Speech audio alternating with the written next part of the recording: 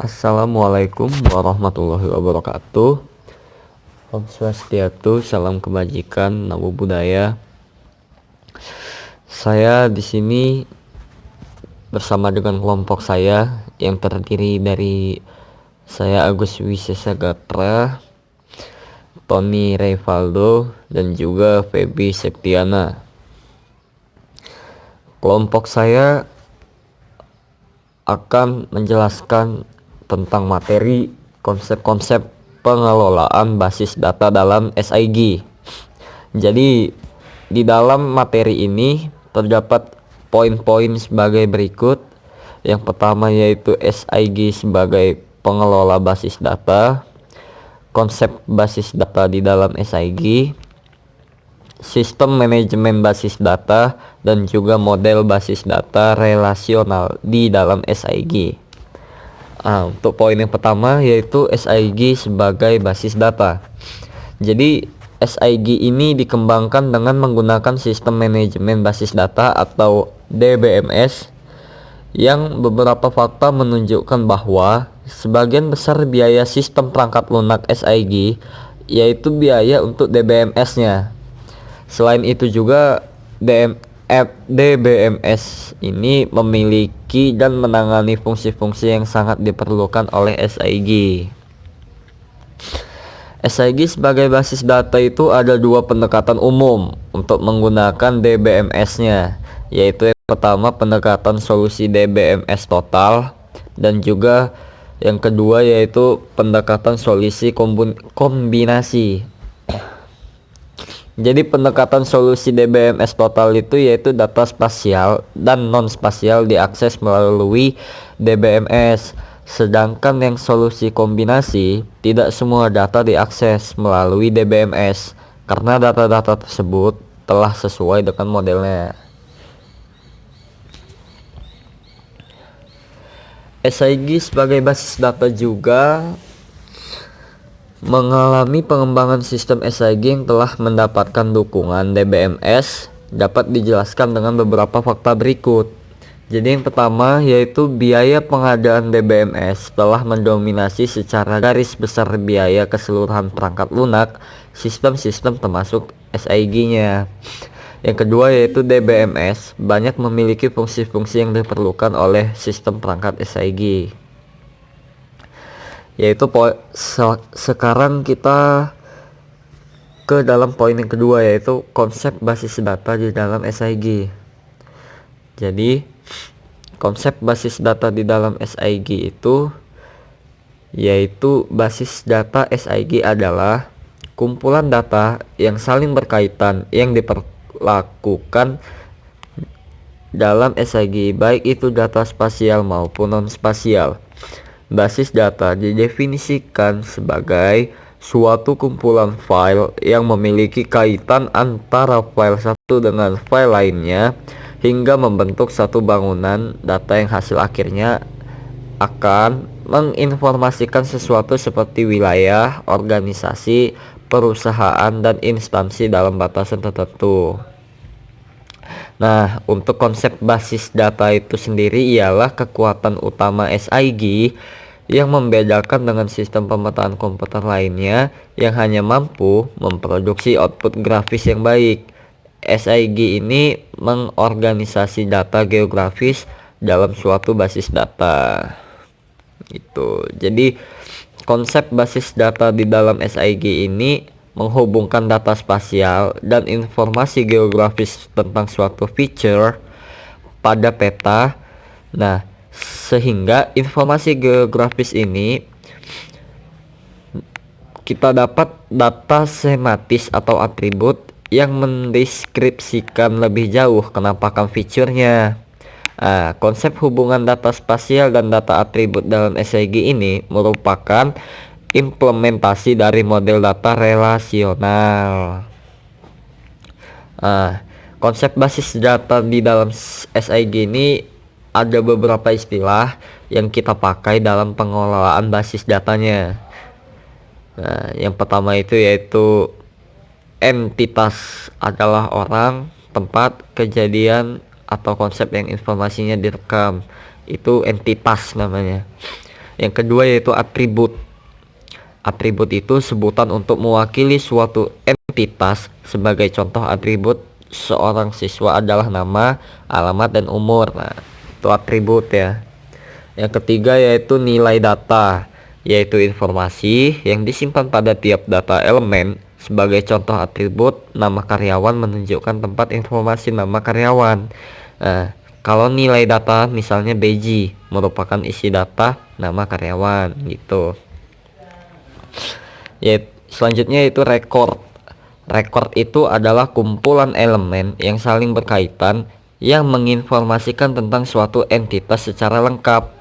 Jadi satu record mewakili satu data tentang seseorang, misalnya nomor, nama, dan alamat karyawan. Nah, selanjutnya itu file. File itu kumpulan record-record sejenis yang memiliki panjang elemen sama, atribut sama, namun berbeda nilai datanya. Dan yang terakhir yaitu struktur data, yaitu bentuk hubungan antara berbagai record di dalam file komputer. Seperti itu. Sistem manajemen basis data. Sistem manajemen basis data atau DBMS merupakan kumpulan dari data yang saling berhubungan dengan sekumpulan program-program yang mengakses data tersebut. Perbedaan dengan basis data, DBMS merupakan paket perangkat lunak general purpose yang digunakan untuk membangun sistem basis data tertentu. Dengan kata lain, DBMS adalah bagian dari sistem basis data. DBMS pada umumnya menyediakan fasilitas atau fitur-fitur yang memungkinkan data dapat diakses dengan mudah, aman, dan cepat. Fitur yang tersedia secara umumnya adalah menyediakan keamanan data sehingga tidak mudah diakses oleh orang yang tidak memiliki hak akses.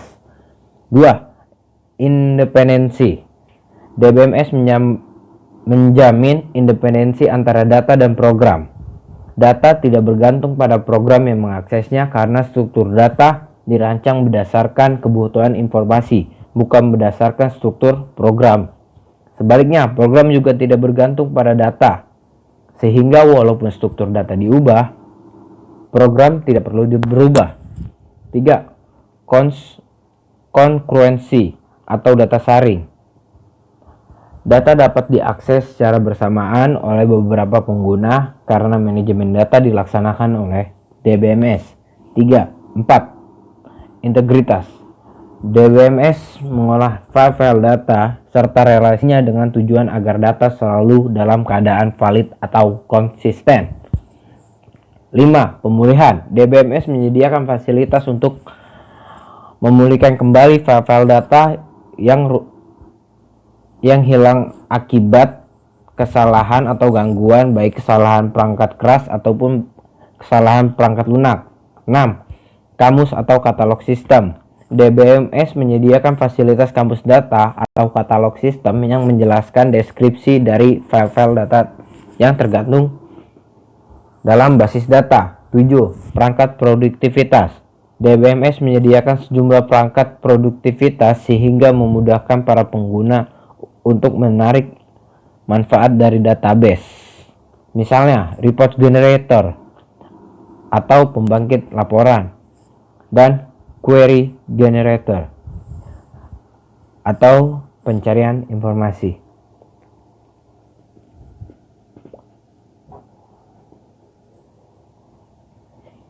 Keunggulan DBMS antara lain sebagai berikut. 1. Mengurangi duplikasi data. 2. Menjaga konsistensi dan integritas data. 3. Meningkatkan keamanan data. 4. Meningkatkan efisiensi dan efektivitas penggunaan data. 5. Meningkatkan produktivitas para pengguna data. 6. Memudahkan para pengguna dalam menggali informasi dari kumpulan data. 7. Meningkatkan pemeliharaan data melalui independensi data. 8. Meningkatkan pemakaian bersama dari data. 9. Meningkatkan layanan backup dan recovery data. 10. Mengurangi konflik antara pengguna data. Kelemahan DBMS antara lain sebagai berikut. 1. Memerlukan suatu skill tertentu untuk bisa melakukan administrasi dan manajemen database agar dapat diperoleh struktur dan relasi data yang optimal. 2. Memerlukan kapasitas penyimpanan baik eksternal maupun internal agar dapat bekerja dengan cepat dan efisien. 3. Harga DBMS yang handal biasanya sangat mahal. Kebutuhan akan sumber daya biasanya cukup tinggi.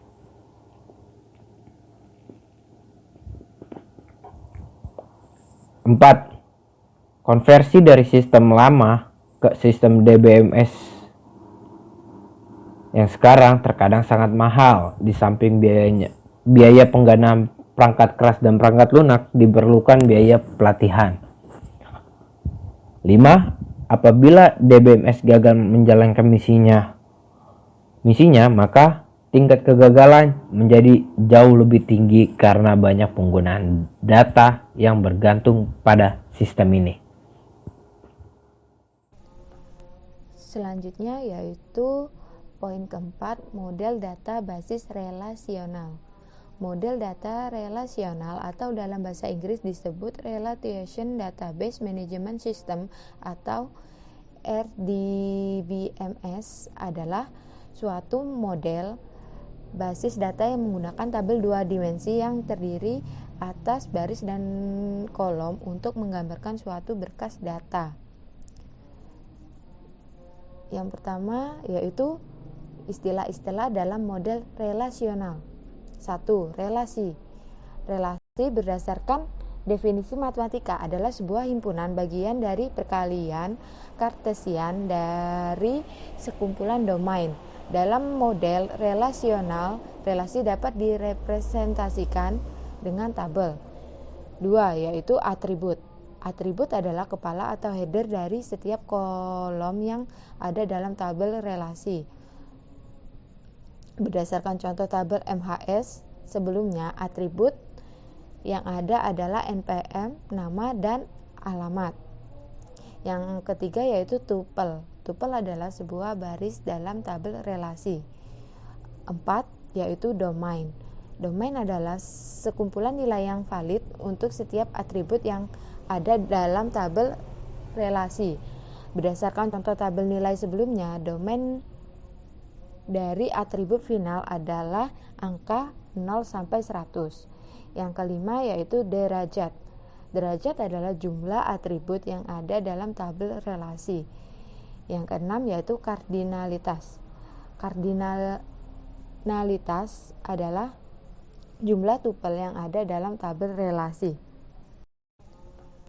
Selanjutnya, materi 2 yang mencakup model data basis relasional yaitu relation key yang terdiri dari 4 yaitu yang pertama super key adalah sebuah atau sekumpulan atribut yang secara unik mengidentifikasi sebuah tuple dalam tabel relasi. Yang kedua yaitu kandidat key adalah super key yang himpunan bagian yang sebenarnya tidak ada yang menjadi super key juga.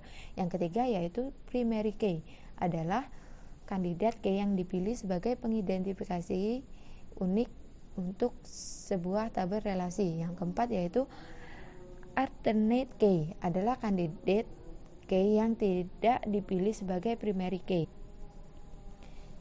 Materi yang ketiga yang mencakup model data basis relasional yaitu Relation Integrity Rules yang terdiri dari 3. Yang pertama yaitu null.